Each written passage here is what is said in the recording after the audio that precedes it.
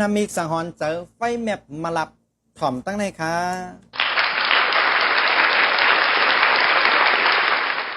ว่าจะเป็นไฟแมปมาลับก็ดีอันนั้นวิ่งว่องเหมือนเดินเหมือนเราอันเขาตื่นมาลุกมาแล้วเขาหันก็ดีนะมันวิ่งว่องเหมือนเดินเหมือนเรายามเปลี่ยนจ้าหรือว่าไฟแมปมาลับก็ดีนะหันตั้งหันรอหันตั้งไฟแมปมาลับนะฮะอันนั้นก็เป็นกันอะไรว่าเหมือนจะว่าไฟฟ้าหลอดไฟเนี่ยมาลับไม่แน่นะอยู่ก็เปลี่ยนมาจังนั้นนะฮะจะว่าเปลี่ยนทั้งวันทั้งคืนเนี่ยจะนะอยู่เปลี่ยนมานะเขาติเฮ็ดหางเมี้ยวเขาวนหางเมี้ยวเขาติเปลี่ยนการทำเมี้ยวเลยมันมาลับเนี่ยมันเป็นอัตตินามิกครับก้นกับปันเหมือต่อเลี้ยวที่เขาเต็มสนใจก็ไอ้ก้นกับปันเก่าในคนถือค่ะนะพอสั่งมันเปลี่ยนได้ย่ำหนูค่ะเอาเจม11 โมงกลางคืนต่อถึง12 โมง 59 นาทีกลางคืนไหนมีลองเฮอไม่เจออ่ำดีนะครับสั่งมันเปลี่ยนได้ย่ำบูค่ะเอาเจม1 โมงกลางคืนต่อถึง2 โมง 59 นาทีกลางคืนไหนมีลองเฮอไรไม่เจอนะครับสั่งมันเปลี่ยนได้ย่ำซื้อค่ะเอาเจม3 โมงกลางคืนต่อถึง4 โมง 59 นาทีกลางคืนไหนที่มีลองเฮอไรเอาหมวยโคของเงินคำนะครับสังวามเป็นได้ยามปังใต้ค่ะเอาเจียม5 โมงนาเมืองเลียงต่อถึง6 โมง 59 นาทีนาเมืองเลียงค่ะนะอุบลานรองเงินคำไรฮับนำตอนพอนดีนะครับสังวามมันเป็นได้ยามนากาค่ะเอาเจียม7 โมงเมื่อเจ้าต่อถึง8 โมง 59 นาทีเมื่อเจ้าไหนมีลองอ่ำนี้เตเฮอไรไม่เจอนะครับสังว่ามันเป็นในยามงูค่ะเอาเจม9 โมงเมื่อเจ้าต่อถึง10 โมง 59 นาทีเมื่อเจ้าไหนมีลาบซบและไลสังสรรค์เกี่ยวมนเสื้อเจอนะครับสังมันเป็นในยามมาเอาเจม11 โมงกลางวันต่อถึง12 โมง 59 นาทีกลางวันไหนจางเตเกิดลองตั้งอมุตรานะครับ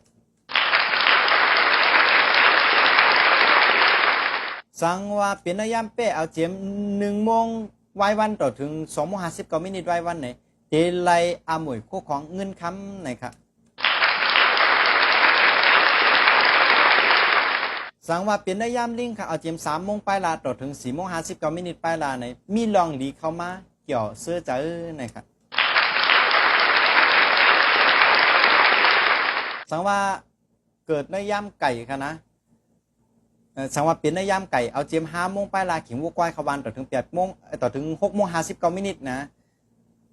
ฟังข่าวให้อ่ำดีงามนะครับ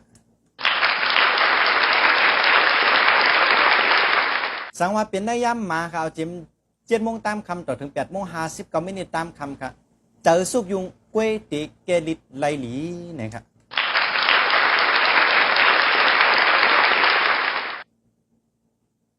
สั่งเป็นในยามหมูค่ะเอาเจม9 โมงกลางคืนนะต่อถึงต่อถึง10 โมง 59 นาทีกลางคืนค่ะนะจางเตมีลองเฮเจ็บเปลี่ยนไปอยู่ลียบย้อมนะครับ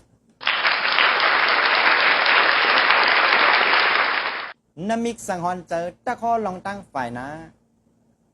จำตีปีกย่ำปูหมอนอาจารย์เมื่อก่อนล่างสังหรณ์เป็นความรู้สึกว่ามีเมียวพิษเปิงอ่ำห้างเดียวและตื้นเต็มมีลองตั้งเกิดขึ้นรวยอ่ำมีตีกว่าที่มากกันนั่นก็ไอ้ค่ะ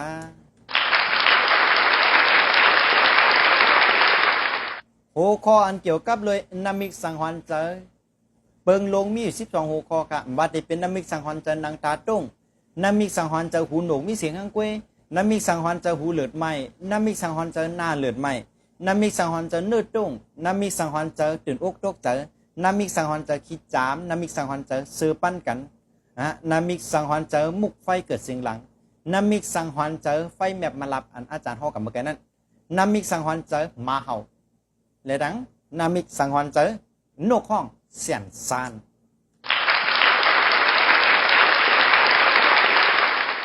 พอสังเขาหูลองนามิกสังหรณ์เจอที่อาจารย์เลยพัดคอมาจังหมดนายจางเตะเขากลุ่มอะไรเขากาเข้ากลุ่ม 1,000 บาทจ่ายปอกเลียวอยู่ต่อโจเงาตุ้งรันต่างเงาตุ้งนามิกสังหรณ์จะโหนเขาอาจารย์ปัทวีปัทมาวิชัยย้อนกึดยังไว้กันนะคะตอนตาวันเมื่อไหน มาสงขลา